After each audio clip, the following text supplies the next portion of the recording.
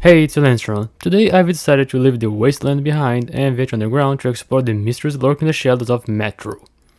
What better way to dive in than by asking the question, can you beat Metro 2033 Redux with only your knife? Let's find out. Unlike Fallout, in Metro you already have a character, Artyom, so there's no need to create one. Alright, for a better experience, let's select Survival as our playstyle. And as for difficulty, I usually play games on normal since it's the standard, so let's go with that. Now that we have selected our playstyle and difficulty, let's establish some rules. First, beat the game. That one's pretty obvious. Second, I'm only allowed to use my combat knife. Third, throwing knives aren't allowed. Technically, they are knives, but I've decided to exclude them from the challenge. Fourth, I will be carrying a gun. In this game, you're forced to carry at least one weapon. While I could technically carry my quest journal for the entire game, aiming with that is horrendous, so the gun will only be used for aiming purposes. The game starts off with Miller and Artyom heading to the tower. Right away we start with a gun in your hands. For those of you who played the original Metro 2033, you might remember that you could equip your knife as a primary weapon, which was pretty handy. In Redux, however, you can't do that. You can only use it as a secondary weapon, which in my opinion makes things a lot harder. And let me tell you, hearing Artyom using that knife throughout the entire game was absolutely freaking annoying. I opened the door, then turned off the lights, but Miller wouldn't let me through unless I grabbed the ammo from inside the locker. Damn you, Miller. Once outside, Miller had his first encounter with the Nasales. In that moment, you could think of me as the bard of our party, just chilling behind the counter cheering for Miller. You can do it, and boy did he deliver. Holy crap, that guy's a beast. That said, for all his prowess, he apparently can't manage to open a single gate by himself. We saw our way out, but not long after that, some comrades nearly ran me over. Thankfully, Miller was there to save me. Thanks, Miller. But as luck would have it, things didn't stay great for long.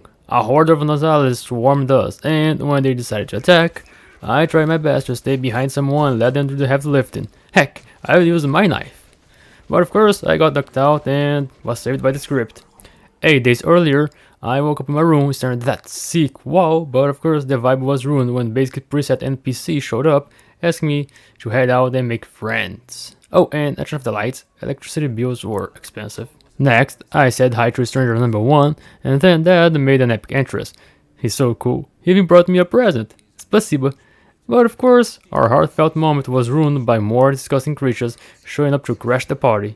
And let me tell you, hearing that was so annoying. Because Hunter, aka Dad, was so cool, I decided to end the fight with my knife and yeah, that was majestic. Not only did I almost die, but I also ended up soaked in blood. And those were the easy ones. I'm sure things will only get easier from here.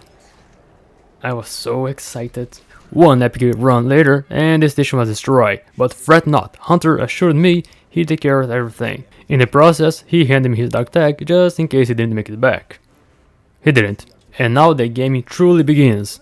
Once again, a random male NPC woke me up. What does a guy have to do to get some sleep around here? Dang.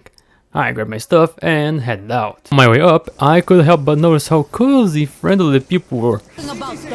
Walking around and leaving those dirty footprints everywhere. Such a nice and warm atmosphere, except for this old lady. I decided to annoy her for about 1 minute or so after she said that. So we finally moved forward. And expected, the game made it clear I couldn't skip having a weapon. I stopped by the armory to grab the essentials. I even tried selling the gun, but no luck. At least I managed to get rid of my ammo. Once geared up, I told them I was ready and hopped into the rail car.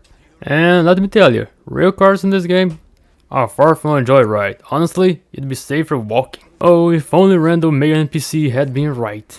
Off we went into the dark tunnels. Our first encounter was with what seemed to be an anomaly. It put all of us to sleep. Well, except for me, I seemed to have some kind of divine protect or some shit. Hunter showed up in a dream, and when I woke up, the Nasales came. At this point, preset mail was taken, leaving just the 3 of us. All I could hear was, knife them when they get closer. I couldn't really move, so I did just that. They seemed to go down with 2 hits or so, which wasn't too bad, honestly. The quick time event was actually pretty cool. Then this guy gave me shotgun. Dude, stop it. Just stop it. I don't want it. After taking down this monstrosity, I decided to look back and see what was coming at us, and that wasn't good. Luckily, these creatures seemed to have no brains considering how easy it was to kill the one that jumped onto the cart, so I took care of it.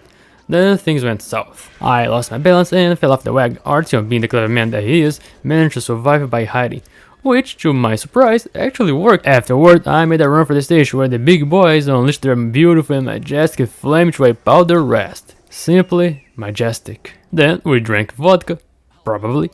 A woman who seems to be trying to seduce poor, innocent Artyom made her move, which we ignored. Sorry, sweetheart, but you don't want a knife to the heart. Right after that, I headed downstairs and entered the local store.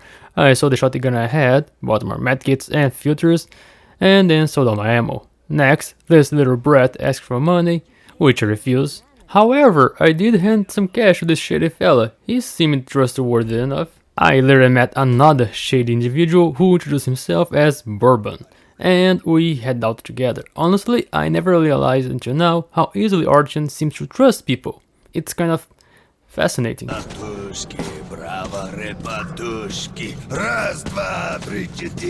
At least he was happy. Oh yes, Artyom. Sure, let's follow a shady man who just met you to this dark and isolated place. I'm sure nothing bad is going to happen. Back in the tunnels, I simply followed my new friend's footsteps. Since I was using only a knife, I had no reason to go exploring, unless I needed medkits. Along the way, I spotted a happy citizen minding their own business. Not long after that, Bourbon warned me about raiders. And let me tell you, recording this moment was both hilarious and frustrating. On my first try, I managed to take down every single raider without being spotted. It took some time, as I was busy killing the lights, and, well, also killing them not to put them to sleep. No one detected me. At one point, I decided to show that the game was still set to normal difficulty. However, when I got to the door to leave the place, things took a different turn. I don't know if it was because Bourbon wasn't by my side, but when I tried to open the door myself, a random person hit me in the head. I died. Yeah, that was the first time. On my second attempt, I was so frustrated and impressed with myself that I threw a caution to the wind and went full berserker mode. Since this was our first encounter with humans, they weren't dealing much damage. Sure, I burned through most, if not all, my medkits, but it was relatively easy. And in Metro, friend NPCs actually help, so Bourbon was also kill enemies. This time, I decided to let Bourbon open the door himself. But seriously, where the hell was the man who hit me in the head? Was it Benny? Too late for that now. Oh, look at this cute creature. Man, giving a knife to someone who can't aim properly is a nightmare. Most of my hits weren't, actually hitting. So I switched things up and went with a different approach. I just kept running around while Barbara did the killing. Despite the insane number of creatures, I was thrilled that I managed to get through that without dying. Yay! Right after that, we stumbled upon what seemed to be a disposal site or a graveyard, judged by the looks of it. There, a voice tried to kill us, but since Artyom is practically immune to that shit, I fought my way out, and I even managed to save Barbara. Remember when I said yay for not dying a moment ago? Yeah, all good things don't last long, do they? When we reached the station, I tried knocking the door with my knife, but they wouldn't let us in unless we killed all the creatures outside. At first, I tried saving medkits thinking it was a smart move, since I'd found a few earlier. That plan, however, cost me my life. Twice, actually. On my third attempt, I resorted to doing what I do best, running around like a maniac, occasionally hitting the enemy to provide moral support. You can do it, Bourbon. Eventually, the cavalry arrived, and they let us in. Once inside, Bourbon and I agreed to meet after I take care of whatever I need to do, like selling my ammo and buying more supplies. Oh, and I made a quick stop at the bar for a drink before heading out. My new friend decided to bribe the guard, while I somehow managed to set Artyom on fire by standing on their bonfire, I guess? Anyway, seeing the flames was oddly nice in that cold, cruel world. We headed outside again, where a happy citizen seemed too tired to give us a proper welcome. Before leaving, I couldn't help but notice how weird the size and perspective looked. Check out the size of my hands and the gun compared to Bourbon. That's strange. Next, much like that, Bourbon failed his promise to hold my hand, and he let me fall into the water, so I had to detour through a nearby building. There were a few creatures scattered around, but it wasn't anything I could handle. Although they did seem to take more hits than before. The Dark Ones tried to scare me, but I made it out of the building and simply ran past the Nosalises to reach the door, where another Nosalis was waiting for me. Great. Right after that encounter, we had a flashback to a summer day, but it was winter. And here, I started to panic a little. Why? I don't know, actually. For some reason, I forgot the path and went around while the creatures surrounded me. Heck, you can see in the footage that I was struggling to fight my way out of the mess I'd gotten myself into. It was hard. It generally felt like those creatures headed out for poor old me. Was it luck? Was it skill?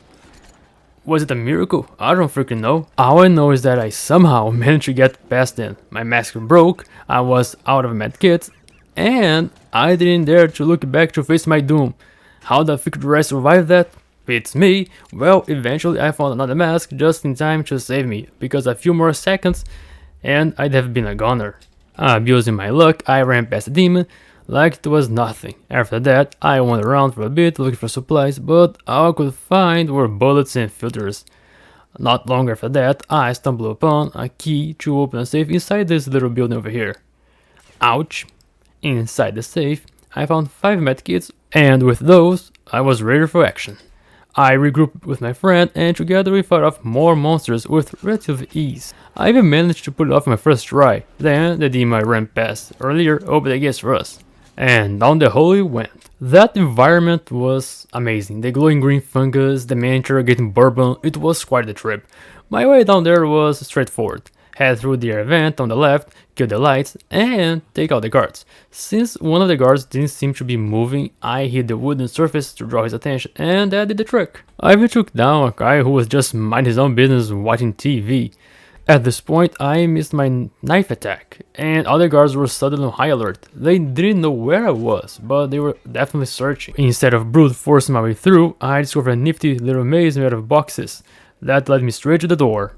But before leaving, I took out one more guard and had a moment of relaxation, smoking whatever the hell that was. Whoa, that's green, man. Then, Borbo, the shady guy from earlier, managed to sacrifice himself without really sacrificing himself to save me. And that's when I met another peculiar figure, Khan, a strange but respectful man who honored the dead and the metro. Nice decor though. I followed Khan, and for a few minutes the game shifted into a spiritual survivor experience, which was surprisingly refreshing. I tried paying my respects to the pipes, but apparently the pipes didn't want my respect. Well, maybe this shadowy figure does. Just stay still. Moving forward, I guess my impatience got the better of me, and one of the ghosts ended up killing me. On my second attempt, I stood on the train seat, and that seemed to work. And speaking of trains, there was a ghost train with ghost soldiers blocking our path, but Khan said a few magical words, and that seemed to do the trick. I did exactly what Khan told me. I concentrated. Maybe a little too much, because creatures suddenly jumped at us. Sorry, my mind was somewhere else entirely. Yet again, we had to stay still to avoid anomaly, but honestly, screw standing still. Khan, what is this? Khan might just be some sort of guardian angel, because I managed to survive that. I don't know how. It cost me all of my medkits and a small chunk of my sanity, but hey, let's hope that doesn't happen again. Right. I jumped onto another rail card with Khan and we headed to the next station. That place was just as bad as the others. It was constantly under attack and most of the people there were dead. Naturally, Khan and the others left it to me to deal with their problems, which basically involved running around to find a bomb and using it to seal a door or something like that. At this point, I started to think Artyom might have attention issues. He couldn't seem to focus without constantly playing with his gun. Anyway, the monsters there were pretty beefy, so I just ran until I found the bomb. I didn't even bother trying to fight them. You hear that sound? That was my doom. Bomb placed. Wait. There. Now run like your life depends on it, because it does. Don't look back, don't look back, don't look back, don't look back. Oh crap! Alright, the bomb plan worked and Khan cleared the path for me through the ghost people. I passed what looked like a nice sanctuary before climbing down a ladder and heading to the next station. The people there seemed friendly enough, until I accidentally entered the wrong door and was forced to follow preset bald male number 1. Fortunately, everything worked out when Andrew the blacksmith, yes, we have to say his title, saved me. I bought more supplies and sold my ammo and head out the hole. I was more than ready to leave that place behind. Since the first class was full, I had to ride under the rail cart, and well, since there weren't any seatbelts, I fell off the wagon. Classic. Fast forward, and we arrived at the bridge, where some people were fighting Nazis. I was already there, so instead of moving forward, I decided to backtrack and grab the night vision goggles. This one dude wearing armor did spot me, but it was manageable. Just one enemy, no big deal, and with that, Outlast mode unlocked. At first, I tried to be sneaky and take the guys down one by one, but someone spotted me and I had no idea who it was. I had to take them out, but no luck. I ended up dying. Because of that, folks, let's introduce a death counter for the number of times I died on this freaking bridge. Second try, I followed the guards, but the soldiers saw me killing their friend, so they killed me. Third try, I tried to make a run for it. No luck there. Oh yeah, and the fourth try wasn't much better. Fifth try, I thought killing the injured might make things easier. Well, I was wrong. Look at this. Look at how they swarm me. I tried taking them down one by one, and after an eternity of effort, I finally managed to kill them all and make my way to the bridge. But of course, the Nazis were waiting for me. Look at this mess. Yeah, I died again. At this point, I tried to use the pipes to get down and sneak around. That didn't work either. The other side was heavily guarded and things just kept getting worse and worse. I'll spare you the details, but suffice to say, I died a bunch of times trying to cross. After 16 deaths, I've somehow managed to run past them. I was through, finally free. I ran like the wind, using every single one of my medkits. I entered the first door on the right and turned off the lights, and I also freed the prisoners. Then I made it to the other side. All there was left was to climb the ladder and find a way to get across without being spotted. Right? Yeah, no, the game decided I was suffering enough, and it crashed. What the heck? Does that count as death? I don't know, but I'm calling it. A part of me died, so it definitely counts. Not because the game crashed, but because it saved at a point where I couldn't go up or try a different route. Yeah, every time I died, I respawned there. Stuck in the same frustrating loop. What is insanity? Insanity is doing the same shit over and over again, expecting a different result. Well, that was insanity. Freak you game, I've been stuck on this freaking bridge for about an hour now, and here we are, attempt number 20. Okay, Artyom my boy, time to make a run for it. Pain is just an illusion. Look, they've been taking pity on you. Embrace it. I went downstairs again. I entered the door, so the soldiers wouldn't follow me. I killed the lights, but this time, I left the prisoners behind. For the second time, I made it to the other side, relying on the pipes because pipes are our friends. I jumped and they didn't even care. At some point, even the Nazis seemed to be taking pity on me. Look, I just casually walked past this guy, not complaining though.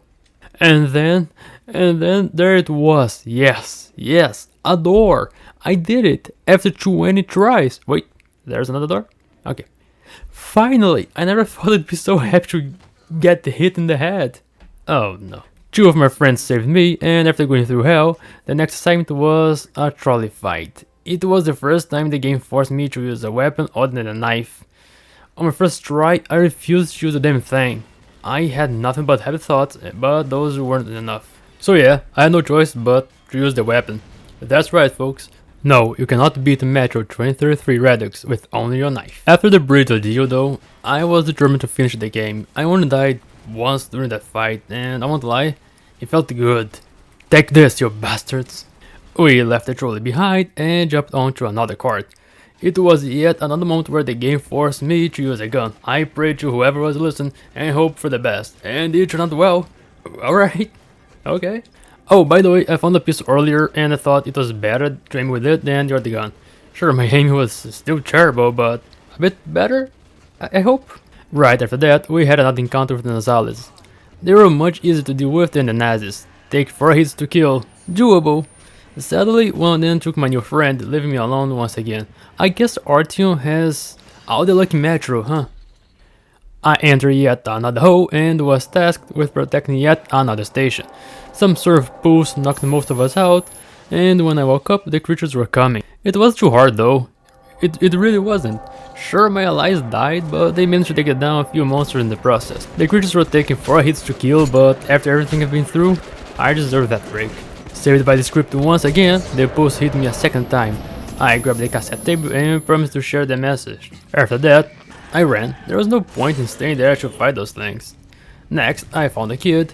If it were up to me, I would have left the kid behind. Not because I wanted to, but because almost everyone Archer interacts with ends up dying. But since it wasn't really a choice, I brought the kid along. Once again, I ran past the monsters. I did accidentally fall into a hole here though.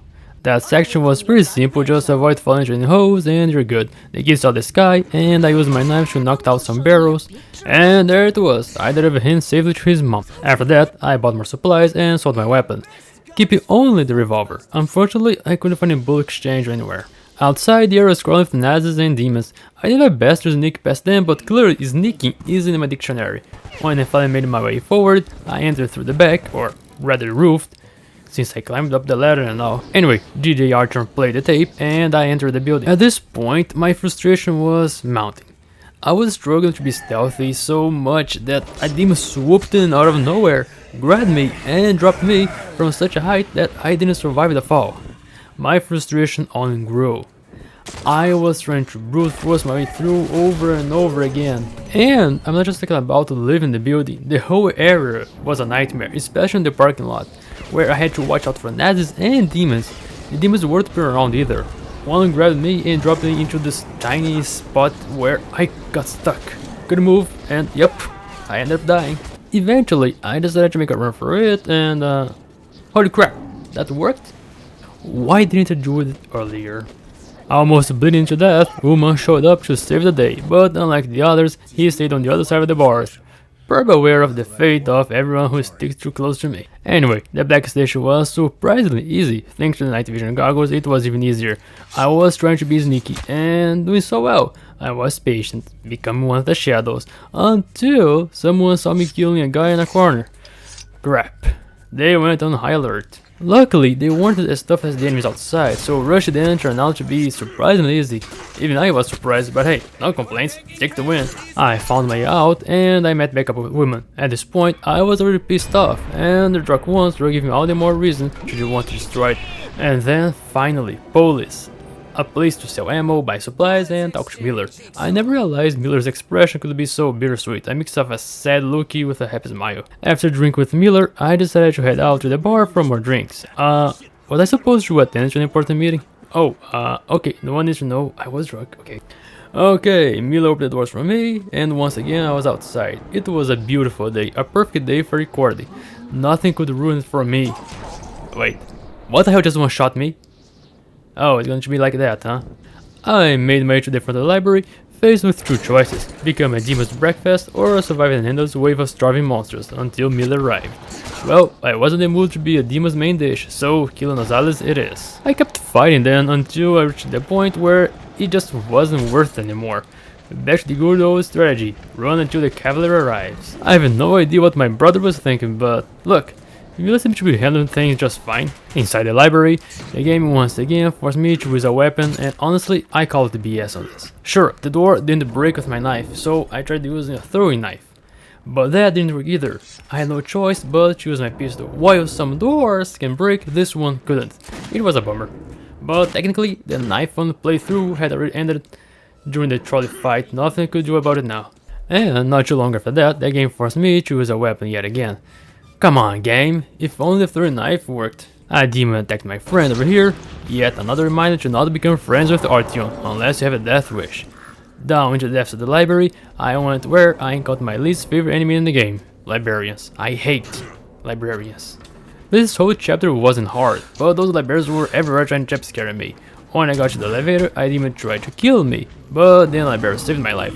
I briefly considered changing my opinion on them until, of course, one of them decided to kill me. Deeper in the library, I ignored two librarians fighting over a piece of meat and carefully made my way to the archives, where I found the documents regarding D6. I still hate librarians, but hey, my friends saved me, and even giving me a ride. At the church, I was finally nearing the end of the game, just a few more sections to go. At this point, all the supplies were free. Sadly, I couldn't sell my ammo, but hey, that wasn't too bad, right? I informed Milo that I was ready, and hey, even Khan showed up. Hi buddy. My friends and I jumped onto another train, but of course the Dark Ones tried to mess with me, bombarded me with their nonsense. Here's the thing, the game tried to force me to use another weapon. Tried. Surprising though, it wasn't actually mandatory. Sure, using my knife was a pain, and yeah, I died a couple of times in the process, but then I noticed something. If I could stop them from getting onto the train, they would die with just a few hits. So I did just that. It was hard, but it was doable. And honestly, I can't lie, I kinda like the fight. And Milo dared to call that the first challenge. Yeah, sure, okay. First challenge. Артём, take those breakers. Not too long after that, he said my favorite line in the entire game. It's not a sign, it's an omen. If there is shit, then something left in you. More monsters showed up, and man, for the first time, it actually felt good to have backup. Of course, another comrade died in the process, but shit happens. Eventually, we stumbled upon a rather stinky radioactive pool. At that point, I decided to put my gun away and let the rangers handle things for a change. I've been through enough already. I don't even know who said that, but good luck. But once again, I found myself just running around providing more support. Come on guys, come on, you can do it.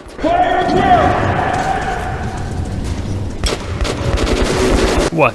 Set fire at will. That looked dangerous. Next, I was surrounded by spiders. My knife was completely useless against them, so I did what anyone would do. I ran to meet up with my friends. We entered what seemed to be the only clean thing I'd seen since the beginning of the game, an automatic train. And there it was, G6. It was deserted and foggy, but it felt like home. I pressed a few buttons here and there, but something was blocking the system. Naturally, it was up to Miller and me to find a way to fix it. On our way, we came across these strange creatures. I honestly don't even know what they are or what they're called. If I remember correctly, in the original Metro game, Miller could die. Because of that, I kept throwing myself in harm's way to shield him. Seeing how inefficient my knife was against these things, it was a risky move, but I managed to put it off on my first try. Meanwhile, Uma was having the time of his life. Once again, it was up to me to do the heavy lifting. These guys would be lost without me. So I used this grainy looking thing and regrouped with the others when I was done. I grabbed the guidance systems and just like that, we're back to the prologue. Now let's skip to the good part. Milo the Beast was doing the shooting while I did the running. It was going well, until I felt surrounded for a brief moment and tried to make a run for it, which cost me my life. My second attempt, things were going much better, until Milo decided to stop shooting the damn things for no apparent reason. The creatures stopped attacking him. I don't know what happened here, but he was just standing there, existing. Once again, I burned through all my medkits, but with some patience, and even pulling out my gun for a better aim, I finally managed to kill the creatures, which seemed to snap Miller back into action. At least I found more medkits after that. We finally reached the tower. Now just don't look down and everything will be fine. A demon attacked us, and since I was so close, I took damage. Here, you're supposed to kill the thing in slow motion with a gun, but because of the slow motion mechanic, I wasn't able to quickly switch from my journal to my knife fast enough. On my second try, I kept my distance and equipped the revolver for better aim. As soon as the demon arrived, I moved forward and started hitting the thing. It seemed to take about 4 hits to die, but now with Miller down, it was up to me to finish this once and for all. I wonder how many times I saw Miller throughout all of this. After some parkour and more visions of the Dark Ones, I positioned the guidance system. Of course, the Dark Ones tried to stop me by trapping me in some kind of personal maze. Here's the trick. You just keep running around when you feel like you're stuck in a loop, run for a few seconds and go back. And then your dad appears one last time handing you a gun. If you wonder why I moved the gun from side to side, it's because I was trying to use my knife. Sadly, this was yet another moment where the game forced me to use a gun. Sorry about that. I shot the Dark Ones, woke up, watched the missiles launch, and just like that, I finished the game. This run was longer than all the others, and it was a rollercoaster of frustration, pain, and insanity, but also fun. Sure, the bridge was maddening, and the game forced me to use a weapon and the knife-only challenge. But I decided to continue and not give up, and I guess that's worth celebrating. If you enjoyed the video, please leave a like, comment, and subscribe. I'm Laniustron. Until next time.